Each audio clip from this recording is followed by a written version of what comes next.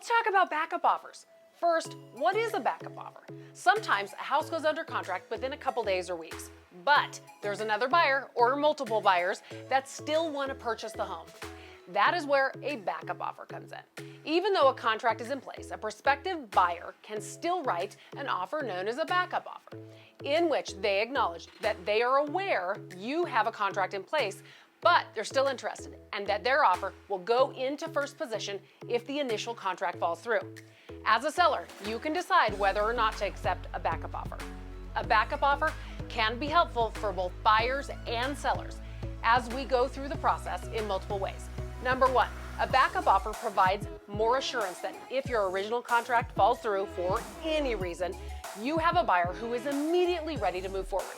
Number two, when you have a backup offer in place, you have some leverage that can help immensely during the negotiations of any repairs, whether with the initial buyer or the backup buyer.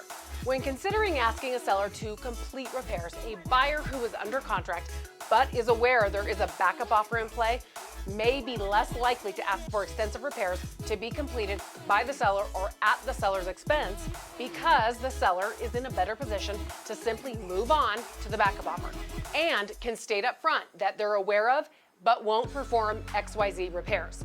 Since we know the backup buyer is very serious about wanting the property, they are likely to accept the property as it is. Most backup contracts do have a clause that if a buyer finds another house, they can pull their offer. But it's less likely for that to happen right now, considering our current fast-moving market, with very few properties available on the market. We want to set you up for selling success.